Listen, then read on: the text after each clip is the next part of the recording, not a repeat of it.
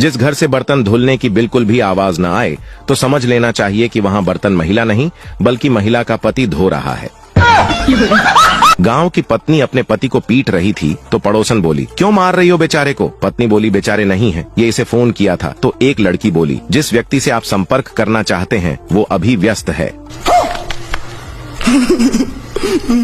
पत्नी अपने पति से बोली, जिम जाया करो, खा खा कर पेट निकल आया है। तो पति बोला, पेट तो तुम्हारे भी निकल आया है। तो पत्नी, मैं तो माँ बनने वाली हूँ।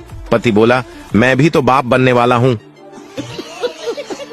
पत्नी, सामने पड़ोसी अपनी बीवी से झगड़ रहा है, आप एक बार जाइए ना। पति, मैं एक बार गया था, उसी का तो झगड़ा है। पत्नी बोली, अगर मैं मर गई तो तुम क्या करोगे? पति बोला, शायद मैं भी मर जाऊं। पत्नी बोली, क्यों? तो पति बोला, कभी कभी ज्यादा खुशी बर्दाश्त नहीं होती। पति हाथ पांव छिलवाकर और एक आंख सुझवाकर घर आया। पत्नी ने घबराकर पति से पूछा, क्या हुआ? पति, कुछ नहीं, एक औरत स्कूटी से टक्कर मार के निकल गई। पत्नी, तो उसके स्कूटर का नंबर नोट किया? कौन थी? कुछ तो याद होगा। पति, नहीं, दर्द के कारण स्कूटर का रंग और नंबर तो नहीं देख पाया, पर बहुत गोरी और सुनहरे बाल वाली थी।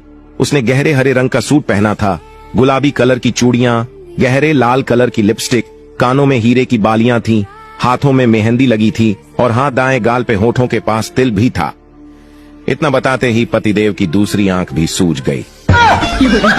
एक हस्बैंड ने अपनी वाइफ को कुछ इस तरह आजमाया। काफी दिन से एक हस्बैंड को अपनी वाइफ पर शक था कि ये मेरे पास सिर्फ मेरे पैसों की वजह से टिकी हुई है। तो उसने अपने सारे दोस्तों को बोला कि 1 महीने के लिए मुझसे दूर हो जाओ, ना कोई मुझसे मिलना और ना ही कोई मुझे कॉल करना, और आहिस्ता आहिस्ता घर के खर्चे में भी अपना हाथ हल्का कर लिया। कुछ ही दिन गुजरे थे कि वाइफ ने पूछ ही लिया कि आजकल आप अपने दोस्तों से नहीं मिल रहे और ना ही उनकी आपके पास कोई कॉल आती है।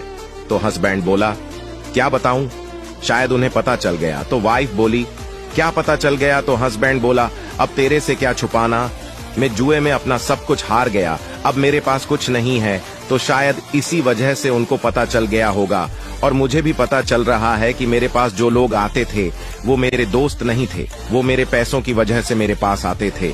तो वाइफ बोली, मेरी माँ पहले बिल्कुल सही कहा करती थी कि इस इंसान से शादी मत करना, ये एक दिन तुझे गड्ढे में गिरा ही देगा, और वही हुआ। आज मैं बर्बाद हो गई। बस फिर वह अपने मायके चली जाती है। 99% जो हमारे रिश्ते होते हैं, जो हमारे साथ जुड़े होते हैं, वह किसी न किसी वजह से या किसी दबाव से हमारे साथ होते हैं। अगर सही रिश्ता समझना है तो वह रिश्ता ऐसा होता है कि जिसके साथ आपका रिश्ता है वह आपके पास बैठा है, इतना ही बहुत है।